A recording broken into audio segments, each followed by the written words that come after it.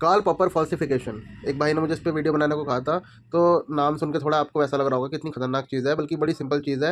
यहाँ पे Karl popper हमें कहते हैं कि हमें लकीर का फ़कीर नहीं बनना, हमें एक चीज़ को मान के नहीं बैठना, हमें उसे टेस्ट करते रहना है। मतलब उसे कोशिश करनी है उस चीज़ को गलत प्रूफ करने की, उसकी एक तरीके से अग्नि परीक्षा लेनी है, चाहे आप उसमें कितना भी मानते हो। एग्जाम्पल के तौर पर ये एग्जाम्पल सबसे फेमस भी है कि मान लो कि दुनिया में सारे सामान अगर सफ़ेद होते हैं, तो आपको कोशिश करनी है काले सामान को ढूंढने की, है ना। और मान लो आपको काला सामान मिल भी जाता है ना। तो अब ये चीज़ तो गलत प्रूफ होगी ना कि सारे सामान सफ़ेद होते हैं, है ना। अब कुछ सामान काले भी होते हैं, कुछ सामान सफ़ेद भी होते हैं।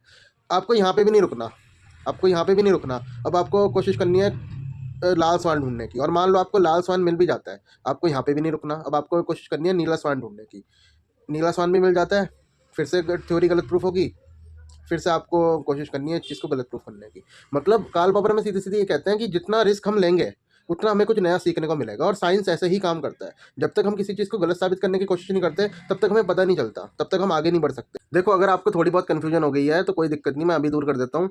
मान लो आप किसी विचारधारा को मानते हो, है ना कोई किसी विचारधारा को तो मानता ही होगा। मान लो कम्युनिज्म को मानते हो, आप कम्युनिस्ट हो, तो आपको ये नहीं मानना कि कम्युनिज्म ही सही है, कैपिटलिस्ट लोग बेकार होते हैं। आपको कैपिटलिस्ट बुक भी पढ़नी चाहिए, आपको उनकी विचारधारा भी पढ़नी चाहिए, ताकि आप अपनी विचारधारा को चैलेंज कर सको। आपको ऐसे ब्लाइंडली फॉलो नहीं करना कि भाई कम्युनिज्म ही सही होता है। अगर आप एक एथिस्ट हो तो आपको रिलीजियस बुक भी पढ़नी चाहिए, आपको ब्लाइंडली फॉलो नहीं करना कि यार भगवान तो है ही नहीं, ऐसा कुछ होता ही नहीं है, आप ऐसी ब्लाइंडली उसे फॉलो करके बैठो। नहीं, आपको रिलीजियस बुक भी पढ़नी चाहिए, अपनी विचारधारा को चैलेंज करना चाहिए। और वही सेम चीज़, अगर आप भगवान को मानते हो तो आपको भगत सिंह को भी पढ़ना चाहिए, नास्तिक दर्शन भी पढ़ना चाहिए। मतलब सिंपल वर्ड में मैं कहना चाहूँ, कार्ल पॉपर हमें ये कहना चाहते हैं कि अपनी विचारधारा को चैलेंज करो, है ना। उसकी अग्नि परीक्षा लो, टेस्ट करो उसका, उसे गलत साबित करने की कोशिश करो। क्या पता आपको कुछ नया सीखने को मिले। कार्ल पॉपर का फॉल्सिफिकेशन क्यों ज़रूरी है?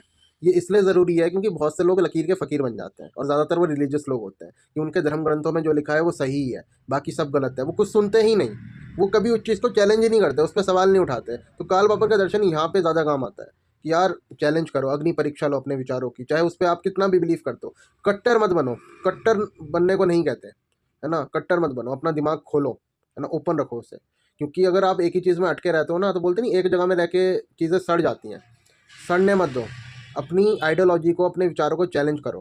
और साइंस तो हमेशा इसी चीज़ पे काम करता है, गलतियों के बिना तो साइंस है ही नहीं कुछ। साइंस ने हमेशा गलतियों से ही सीखा है, और गलतियों से ही वो बेहतर बना है।